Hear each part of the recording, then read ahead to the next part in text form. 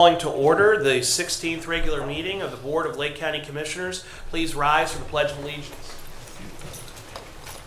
I pledge allegiance to the flag of the United States of America and to the republic for which it stands, one nation under God, indivisible, with liberty and justice for all. Dear God, please bless our meeting today. May our discussions be fruitful, our decisions wise, and our community strong. Amen. Amen. Madam Clerk, roll call, please. Commissioner Bregovich. Here. Commissioner Hammercheck. Here. Commissioner Plechnik. Present. Next, we have our minutes for the regular meeting of April 4, 2024. Do I have a motion to approve without reading the same? I'll make the motion. Second. Any discussion? Hearing none, Madam Clerk? Commissioner Bregovich. Yes. Commissioner Hammercheck. Yes. Commissioner Plechnik. Yes.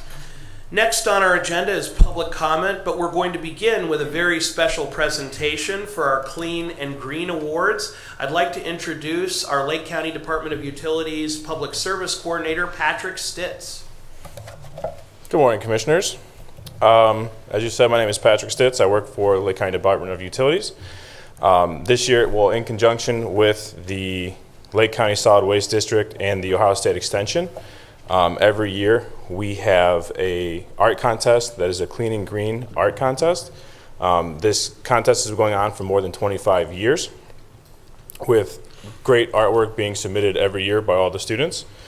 The artwork for this contest has requirements to be eligible for judging. The art has to be an original piece displaying a recycling or anti-littering theme and have the words Lake County included. This year we had 446 participants that came from 7 different elementary schools, 6 middle schools, and 5 high schools, all in Lake County. The art contest is an annual event to help encourage the participation in Clean and Green Lake County, which is celebrated from Earth Day, April 22nd, to May 31st, encouraging the public to help clean and green their communities with recycling and anti-littering themed education. We have 3 divisions for our art contest every year. This year, we have elementary, which is K to 5, middle school, which is 6th through 8th, and high school, which is 9 to 12. Our overall winner, I'm out of order already. Our elementary school division winner this year was Braylon Reglis. He's in 4th grade at McKinley Elementary in Fairport Harbor. Our high school winner is Ella Rodell, which is grade 9 at Lake Catholic High School. And then our middle school and overall winner is Natalia Perez Soto, who's in 6th grade at Harding Middle School, also in Fairport Harbor.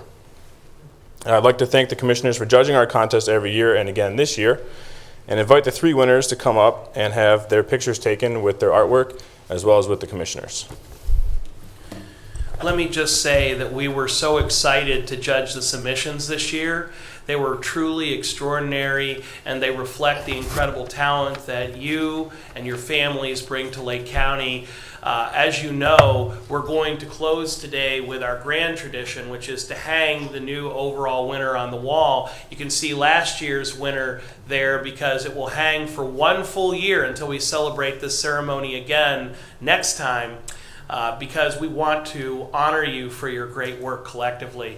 But to your point, why don't you come forward, because we have for each of you a presentation.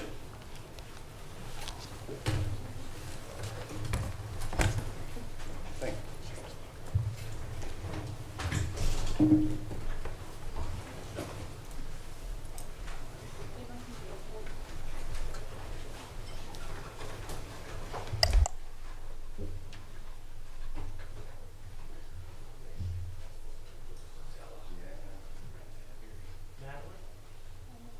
Natalia?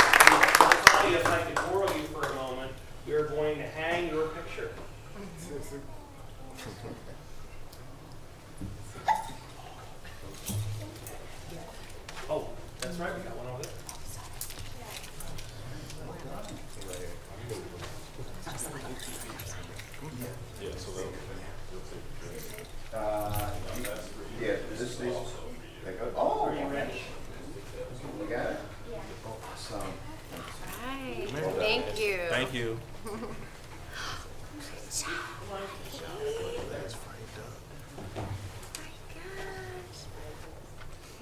Hold it on your shirt.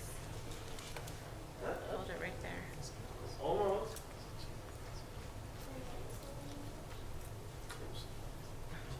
It's official.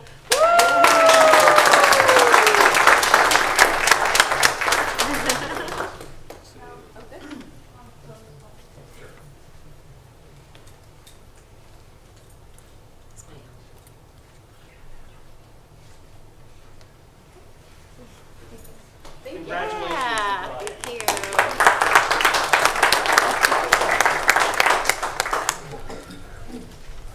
Should I go grab them? So to all the winners, their families and parents, you are more than welcome to stay for the entire meeting, but if you aren't interested, you're also more than welcome to tour the rest of the building and enjoy the rest of your day. So we're going to go on to regular public portion at this point. Any member of the public who would like to address the Board of Commissioners may approach the podium. You have 3 minutes to speak after you state your name and address. I see a hand in back. Mr. President, Mr. Commissioner? just an observation. I think on that tour, the most popular attraction is the egress. Okay. There's an old reference now.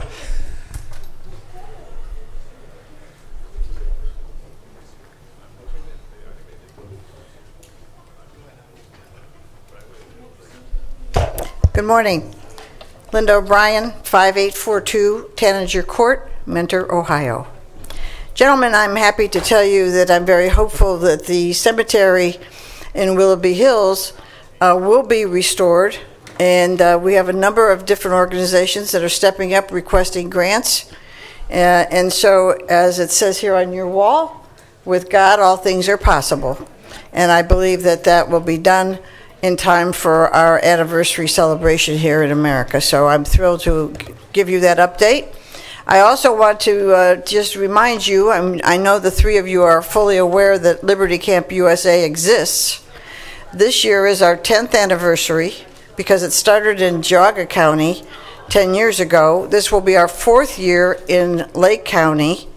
And in Lake County alone, we have trained to date over 300 Lake County children. We do about 100 children a year.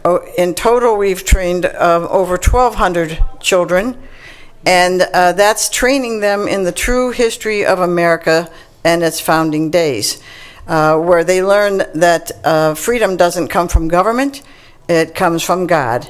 And to be free, we need to be people of virtue, and we need to be people of faith, and they learn a different virtue every day. So I've brought for you a flyer that says that your camp here in Lake County starts on July 8th, and there's some brochures. We are also doing a fundraiser to celebrate our anniversary on June 21st at La Vera, and there's information here. If you'd be so inclined to want to make a donation or attend, it would be wonderful. We would appreciate it because we live on donations. We only charge $50 a child for camp. It costs us well over $100. Just last night, a Lake County pastor called me, and he has a family whose mother is just had a kidney transplant, and their children want to come to camp, but they can't afford it, so we scholarship them in. You know, last week it was 5 in a family that we scholarshiped in. So I'm grateful and I'm honored to be able to do Liberty Camp. And I know that it's benefiting the future generations and leaders of this country. Thank you. If I may, I'll leave this with the clerk. Absolutely. Anyone else for public portion?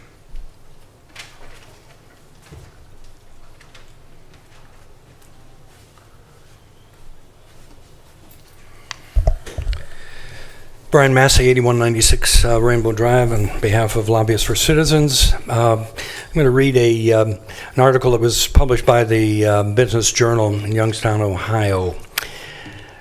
Lakeland Community College in Kirtland is overstaffed and burdened with debt related to underused facilities and enrollment declines. State auditor determines during the recent review of the college's operations, the college stands at the precipice of a fiscal watch, and administrators will have to make difficult decisions related to workforce, class and program offerings, and facilities to remain in operation, the news release states. We have serious concerns about the college's ability to continue to serve the residents of Lake County. State Auditor Keith Faber said in the release, Lakeland Community College trajectory is unsustainable. He also said in other observations, the audit found that though the number of classrooms and lab spaces maintained by the college exceeds the demand of the student body, the college recently broke ground on 16,000 square feet of expansion to its main campus. And also have some articles where Representative Dan Troy, contributed over, through state grants. He was able to bring in $10 million in state funding recently for the schools. A building purchase, which was the Holden Center, purchased by the college in 2014 for $13.5 million, financed through bonds, no longer in use. And another disturbing thing that was quoted is members of the college's Board of Trustees were unaware of the college's deteriorating financial condition. When I attended many Lakeland board meetings, I've mentioned this before, but I was appalled when I recorded a teacher informing the Lakeland board and the public that the cornerstone of Lakeland is diversity, inclusion, and equity. The former president and certain former board members applauded the speech. It is our hope that the new board members, led by Ellen Foley Kessler and Matt Hebebrand, can correct the trajectory of this community college. The taxpayers provide $20 million a year and deserve much better results. We appreciate Ms. Kessler's willingness to answer questions and be transparent with the taxpayers. I also think about the recent revelation that the Auburn Career Center and 11 members appointed, the 11-member appointed board and the president filed yet another lawsuit and lost against the teachers union. They have spent $3 million to solve a $144,000 claim. I ask, where does the average citizen go to file a petition of grievance for these obvious malfeasance in office? No one in public office will speak up on behalf of the citizens.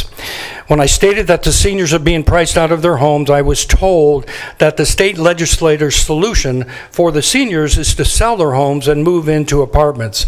However, seniors want to age in place, and the younger generations are finding it very difficult that they can't afford the new homes. The taxing authorities in Lake County are growing at such a rapid rate because there's no entity with any authority to stop this massive money grab and accumulation of millions of taxpayer dollars by all of the entities. No one is willing to educate the taxpayers on whether they can afford the tax levy they're asked to vote on. It is either fear-mongering or emotional appeal by the officials to pass the tax levy.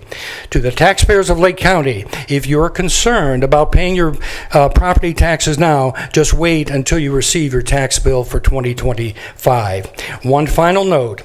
We offer any official in Lake County a spot on Joe Miller's Ohio Political News podcast on Sunday and Monday nights to discuss the state of affairs in Lake County. This is your chance to educate the public on your vision for the future of Lake County. Thank you. Thank you. Anyone else for public portion?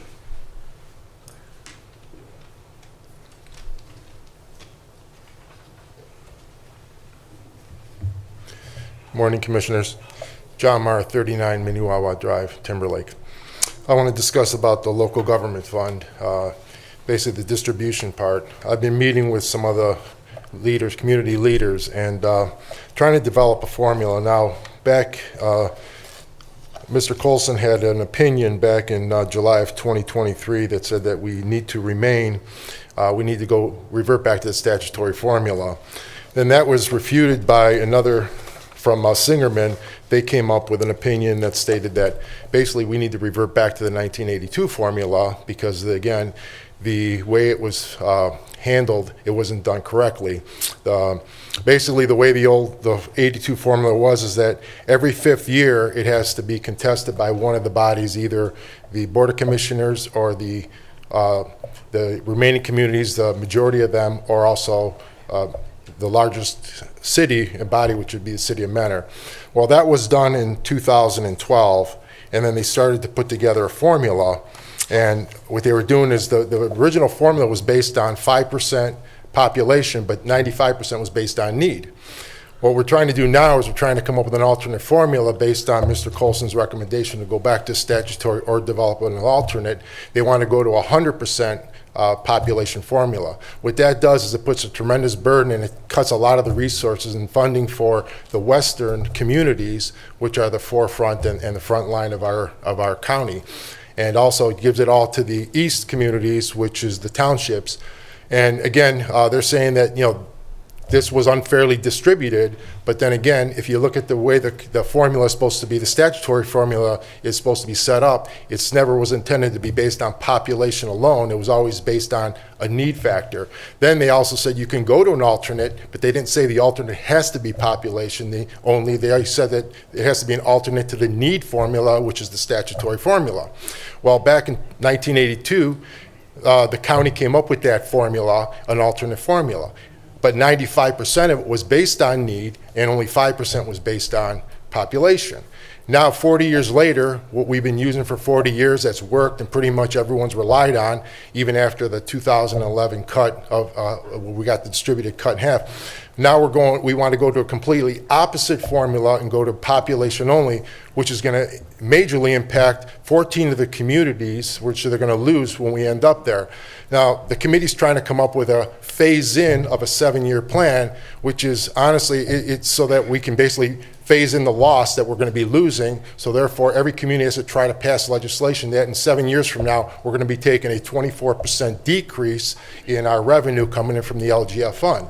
Again, that's not fair and equitable for the other communities that are going to be suffering.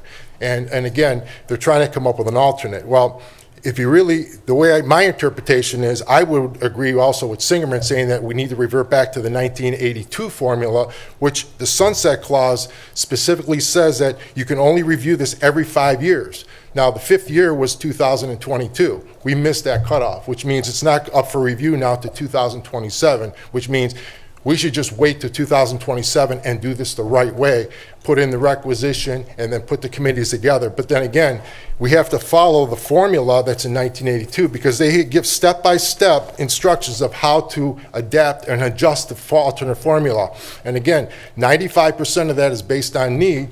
5% is based on population, which means every 5 years you adjust the population figure, but only 5% of the revenue is based on that population. So, and again, if we need to go beyond that and we need to adopt something now, council and my council has come up with a couple alternatives. The best way to do it now is that we keep the formula the way now, we adjust it for the population, only the 5%, and then what we do is we take the additional monies that we're going to be taken from the parks and we distribute those to the townships, okay, who would normally be getting more under the population alone to help them out. Because again, they're relying on a lot of county services, and if the county's going to give up a portion of their money for the like I said, the communities, it'd only be fair to give it to the townships, okay, so that again, so that they would get more money that they would need, because again, they rely on the county services, and if county can't provide it, then they should get that money. So thank you for listening. Thank you.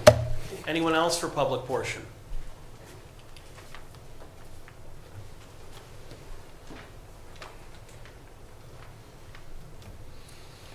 Lori Robinson, 55 Grant Street, Paintsville, Ohio.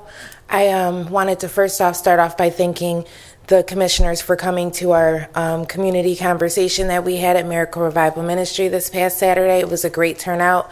Again, thank you, gentlemen, for coming.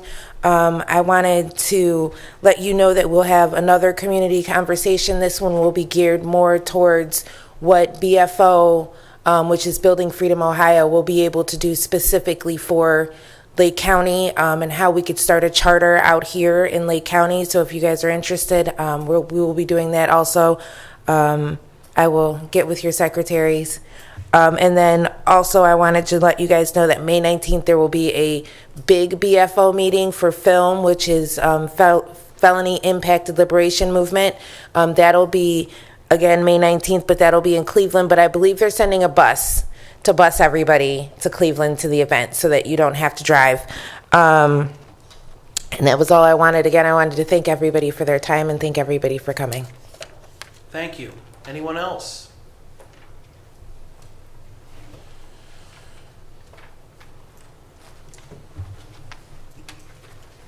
John Music 45 Coventry Drive. I just want to give some thanks to Randy and Matt. I talked to them individually this morning, and I want to let you three know and everybody else know that I had the opportunity to go to the landfill on Tuesday. My printer finally died, and I was tired of paying $151 for new ink cartridges, so I went laser. So anyhow, I want to say thank you. And there was two ladies at the scale house. One said to me, go to gate door 5, go on in, put it on the table and drive back out and so forth. Another woman. They were very nice, and it was very effective and very quick. So I'm just saying I want to thank Randy and his department for doing that, and it was very well organized, and me being a customer, I got my service. Thank you. Thank you. Anyone else? Seeing no one, we will move on to resolutions. Madam Clerk. In the engineer's office, resolution accepting a 3-year maintenance surety in the amount of $4,136.66. Thank you. For the Hazel Road extension in Concord Township. Move to approve. Second. Any discussion? Hearing none, Madam Clerk. Commissioner Regovich. Yes. Commissioner Hammercheck. Yes. Commissioner Plechnik. Yes. Resolution transferring cash from Lake County Department of Utilities Project Fund 595 to the Water Fund. Move to approve. Second. Any discussion? Hearing none, Madam Clerk. Commissioner Regovich. Yes. Commissioner Hammercheck. Yes. Commissioner Plechnik. Yes. Resolution certifying unpaid water and sewer sums and administrative charges to the Lake County Auditor. Move to approve. Second. Any discussion? Hearing none, Madam Clerk. Commissioner Regovich. Yes. Commissioner Hammercheck. Yes. Commissioner Plechnik. Yes. Resolution authorizing execution of an engineering agreement with Arcadis US Incorporated for the Evergreen Pump Station Improvement Project 480S 2024 for the Lake County Department of Utilities. Move to approve. Second. Any discussion? Mr. President, Randy, do you want to give some background on that one? Sure. This is the essentially the beginning of our 2024 capital improvement plan. We've been executing several agreements recently with consultants to start the design for 2024 construction in 2025. This is one of those projects. Evergreen Pump Station is out on the east side, and it's about 35-40 years old and ready for an improvement, and essentially that's what this is going to do, is upgrade a lot of the electrical there and get it to work for another 40 years without fail. Thank you. You're welcome. Thank you, Mr. President. Any other discussion? Hearing none, Madam Clerk. Commissioner Regovich. Yes. Commissioner Hammercheck. Yes. Commissioner Plechnik. Yes. In Job and Family Services Department, resolution assigning authority to Suzanne Kasar, Director of Job and Family Services, to act as the Lake County Board of Commissioners designee for approving inter-county adjustments of allocated funds. Move to approve. Second. Any discussion? Mr. President, again, this is an annual thing, but Suzanne, this is important. Yes, this is a resolution that we typically pass every year, and this gives me the ability, as the Job and Family Services Director, if we receive requests from other counties for state or federal allocations that we receive at Job and Family Services that we may not use each calendar year, we can consider that request, and then I would review that request with the county administrator and budget director, and if approved, we could transfer funds that we receive that we will not use in Lake County to another county throughout the state. Very good. Any further discussion? Hearing none, Madam Clerk. Commissioner Regovich. Yes. Commissioner Hammercheck. Yes. Commissioner Plechnik. Yes. Resolution authorizing execution of agreements between the Lake County Board of Commissioners and the City of Willowick for the fiscal year 2023 Community Development Block Grant Funds. Move to approve. Second. I'd like to invite the Director of Planning and Community Development, Dave Radacci, as well as our Willowick Mayor, Mike Vanny, and their Service Director, Todd Shannon, their City Engineer, Ting McLaughlin, to come up and join us for a moment.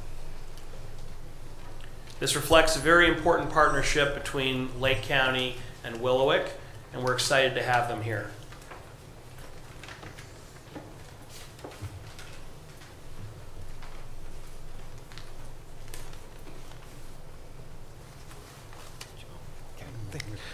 Thank you, Commissioners. Thank you for having us today. We wanted to personally come and thank you, not only the Commissioners, but the Lake County Planning and Community Development for awarding us these grants. These are two important projects that's going to improve our residents. The first one is going to be for a generator in the senior center, which we house Meals on Wheels there. Now this enables us to make that a warming center in case of an emergency, and that is pretty big, and again gives us stability for Meals on Wheels, all the county programs that we do run out of there.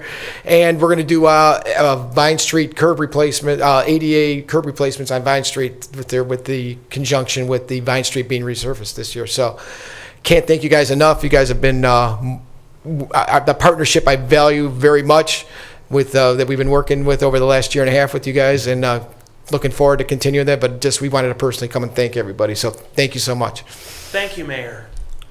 Mr. Radacci. Yes, these funds are coming from our community development block grant funds that we get allocated every year from the federal government, and we use the funds to make better our community's infrastructure and help seniors in the future. Thank you. Any other comments? Then I would say for myself, we're really grateful to have the opportunity to partner with the City of Willowick on these projects, in particular bringing a generator to your senior center. We recognize it won't only make it more accessible for seniors. As you said, it gives us the opportunity to have another warming center in Lake County. You might notice it gets a little cold a few months of the year. And having another safe place where folks can come if their power's out or if they're homeless, it really makes a huge difference in the community. So thank you for opening your doors. Thank you for working with us. You are doing an incredible job as mayor, and we're sincerely grateful to be your partners. Gentlemen, anything further? Yes, Mr. President.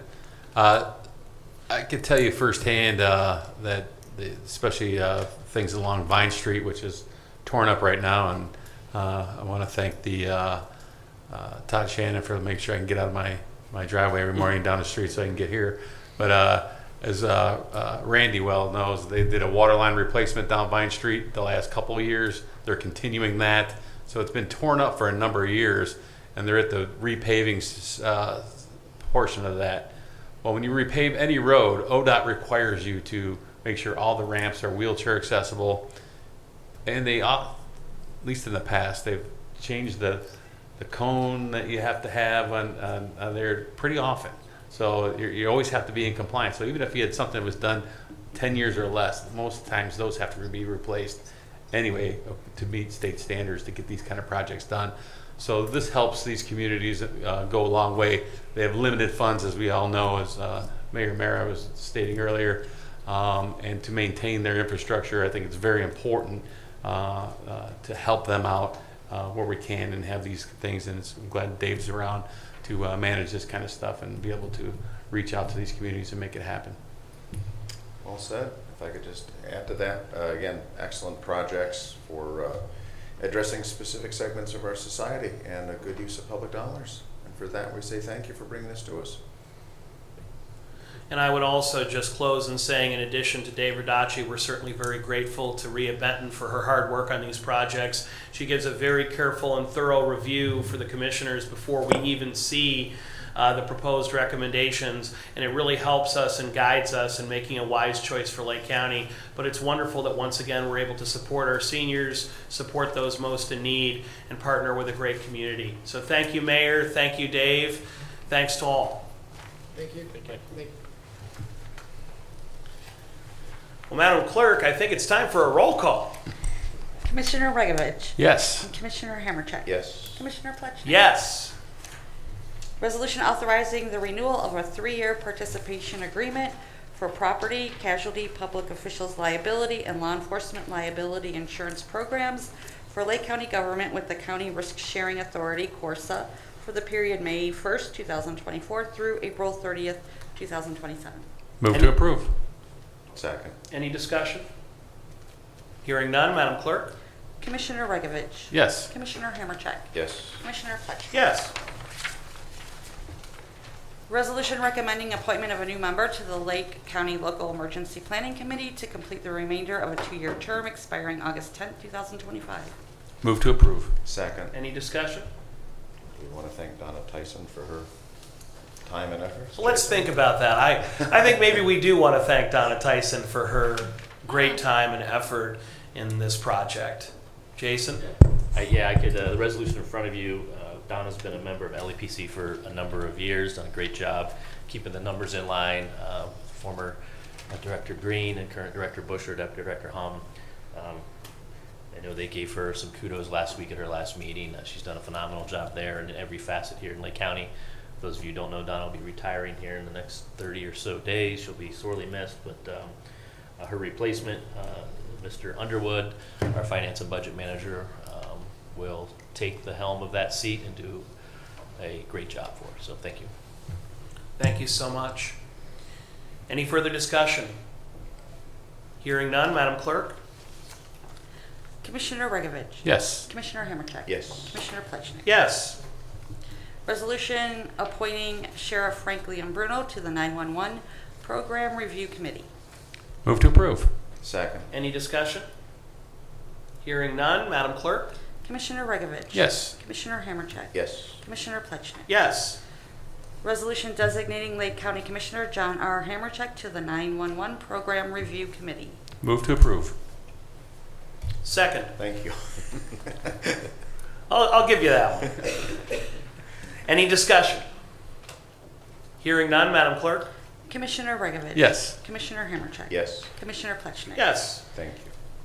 In the Finance Department, resolution approving payment of bills as listed on the Commissioner's Approval Journal in the amount of $2,553,350.04. Move to approve. Second. Any discussion? Hearing none, Madam Clerk? Commissioner Regovich? Yes. Commissioner Hammercheck? Yes. Commissioner Plechnik? Yes. Resolution approving purchase orders as listed on the Commissioner's Purchase Order Approval Journal in the amount of $998,266.26. Move to approve. Second. Any discussion? Hearing none, Madam Clerk? Commissioner Regovich? Yes. Commissioner Hammercheck? Yes. Commissioner Plechnik? Yes.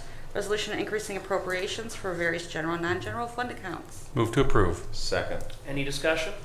Hearing none, Madam Clerk? Commissioner Regovich? Yes. Commissioner Hammercheck? Yes. Commissioner Plechnik? Yes. Resolution transferring cash and appropriations within various general and non-general fund accounts. Move to approve. Second. Any discussion? Hearing none, Madam Clerk? Commissioner Regovich? Yes. Commissioner Hammercheck? Yes. Commissioner Plechnik? Yes. With the conclusion of resolutions, it's time for our departmental reports, beginning with utilities. Thank you, Commissioner. I want to thank Mr. Music for his compliment. We always appreciate when people go out of their way to talk about an individual who went above and beyond customer service with our department. It actually happens several times a week.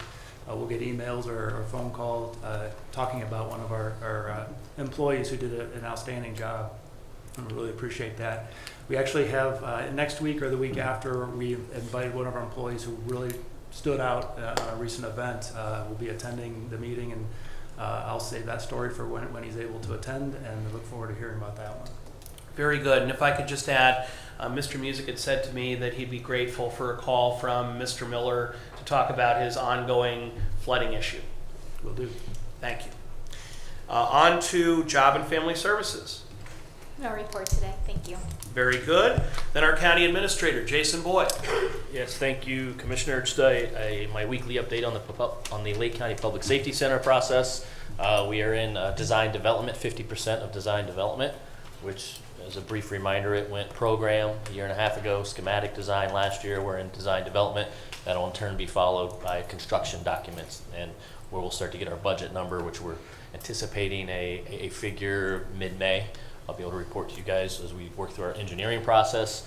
Every third week we have various members of the design team on site Yesterday we had a marathon 5 or 6 hour session at the sheriff's conference room. We're talking some really exciting stuff, like what does the door look like? Where is the window of the door? Where is a side light? While that sounds de minimis, it's not. As I learned yesterday with the sheriffs entering a certain portion of the facility, they want to be able to see, even if it's a medical unit, what's the condition of someone in there. It's not just a plain wood door. All kinds of very detailed conversations on what type of lock set goes on. Where are you locking from the inside or are you locking from the outside? Are we putting a swipe card on it? So we spent 6 hours yesterday. The sheriff had all of his appropriate team members on site, and then we got into kind of the interior of the building, what type of products, what type of chairs, et cetera. So we've worked our way through elevations and kind of what this thing may look like. Site plan, we've kind of got narrowed down where it's going to sit on the site. We've looked at traffic flow, and now we're starting to get into the details of the process. We're in the 4th inning or so of the entire project, but I think we are still, I won't speak for the sheriff and his team, but the team is we're hitting on all cylinders. There's probably 35 folks on these calls, either in person or throughout the country, from a low voltage consultant to an elevator consultant to a laundry consultant to a food consultant. I mean, that's the level of detail that we're beginning to enter to get this project right. We've said this a number of times. Less State Route 2, this is the largest project in the history of Lake County. So we want to make sure we're doing it efficiently, cost effectively, yet maintaining operations and providing opportunity for future growth. So I don't know if the sheriff has anything to add, but we'll have another in-person meeting in 3 or 4 weeks when we start to see the results of our value engineering.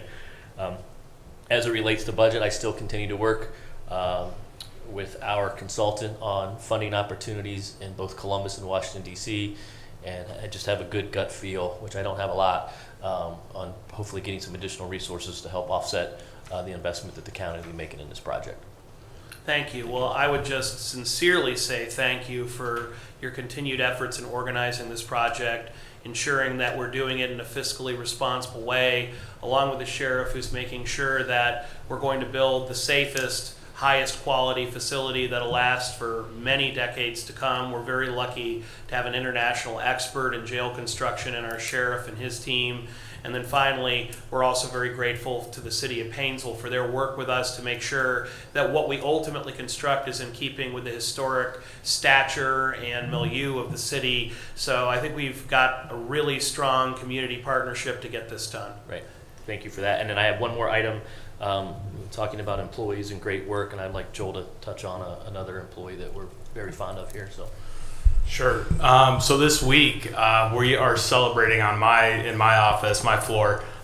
Norma Breach has reached her 30th anniversary working for Lake County. Wow. All working under the commissioner's office, whether it be in the administrative office or in finance and benefits. So I just want to say real quick, and just for the record, she's not going anywhere. She's not retiring. So we'll do a bigger hoopla when that day comes, hopefully long into the future. But Norma is a great advocate for employees. Her main role is working with employees on their health insurance and working with our vendors. And Norma's been a great asset to me on my team for the last 8 or 10 years. And she likes to joke with me. She's been making me look good for the last 10 years, but it is true. I couldn't do the things that I do without Norma and my other team members doing the things that they do. So I want to give her a shout out. Then also too, same follow up on what Jason said. Wanted to thank Donna for all of her help since I've been at the county in multiple roles. She's been a great asset to me, helped me along with anything that I need. Sad to see her retire, but happy for her as well. So I just wanted to mention that. Thank you. Anything further?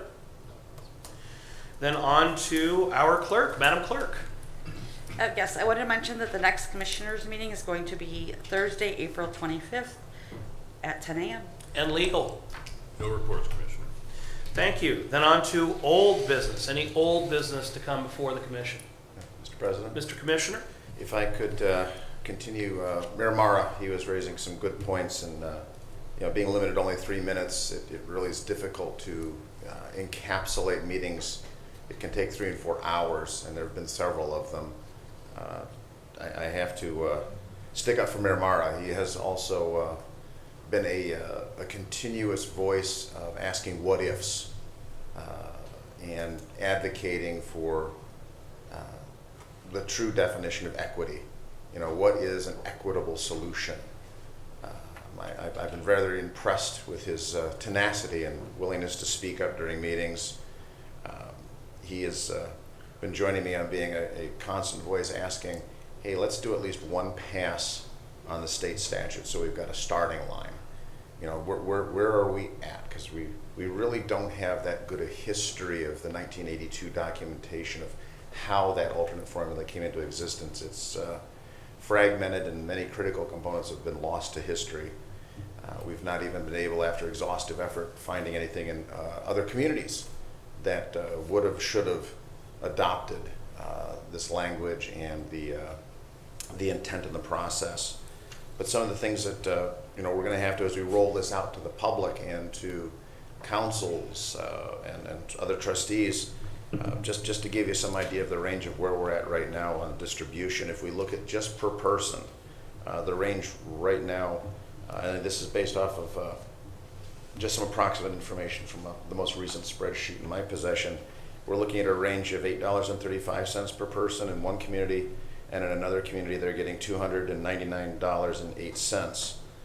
That would change under the proposed formula to a cap of $50.69 and a stop loss of $269.17. We need to be able to explain that to these councils, and if we can't explain it to the elected officials, we're never going to be able to explain it to the public. There's a great deal that needs to be done, and there's you know, we have a meeting coming up at Auburn Career Center for the elected officials responsible for adopting this. They are going to be given the opportunity to ask questions and seek answers. The general public, obviously, they'll be permitted to view the activity but not participate. But again, to John Mara's point, Mayor Mara has been a real advocate for, again, equity. Our west side, it is the front line in a lot of challenges coming in from Cuyahoga County. You know, the crime, that is not something that is being used for sensationalism. That is a reality. And I have to say it best, our sheriff, when he said, you know, why are people coming into Lake County to commit crimes? Because we have stuff worth stealing. That's a real problem, and that is a true statement. You know, our townships, yeah, they've been kicked to the curb, and there have been some challenges. And again, we're trying to find out how the 1982 formula worked. We've tried our best in a good faith effort to try to backfill and try to understand. And one of the other things Mayor Mara pointed out is we are switching from a need basis to a population basis. The population in the 1982 formula, I believe, constituted only 5% of the calculation. Again, that's kind of standing things on its head. Again, good faith. There's been a lot of vigorous debate, good formulas, trying to build consensus. But again, to Mayor Mara's point, there's no way to share this information in 3 minutes. Mayor, hopefully I'm hitting a lot of the key points, sir. We do need to we need to know what that starting line is. And one of the ongoing complaints is the reason that there are so many alternate formulas in Ohio. There's 88 counties, there are 87 alternate formulas because of the litigation and the issues associated with need. Well, the litigation on the need overwhelmingly has been one municipality claiming that another municipality is fudging their numbers. It's not a matter of good faith. It's a matter of concerns of bad faith. It's an issue associated with not having a standard to follow, because there is a prescribed formula in the state statute that these items are to be considered, these items are to be deducted, whatever is left is your need. It is prescriptive in nature. What comes down to is if people are acting in bad faith. Again, that's where the litigation overwhelmingly centers. I know our prosecutor's office has done a tremendous job documenting, memorializing. I do not believe there are any current dissenting opinions. I know early on there were a number of questions rightfully asked and satisfactory answers returned. Prosecutor Colson's position on this stands. The alternate formula as it exists is not a legitimate, valid instrument. Therefore, we have to default if we do not come up with an alternate formula to state statute. We just need to play the cards that are in front of us. Kind of looking at legal. If I say anything that's not appropriate, sir, please chime in. But right now, the dissenting opinions have been satisfactorily addressed. There are no longer any objections to our prosecutor's opinion from other municipalities. And again, the big deterrent force the state statute has to do with the need analysis associated with our budget commission holding need hearings. But again, overwhelmingly, I have to emphasize it is bad faith is where the center of the litigation is. I can honestly say people are obviously advocating for their own hometowns, but I have not seen any hardcore bad faith. I'm going to put my thumb or elbow on the scale to skew things.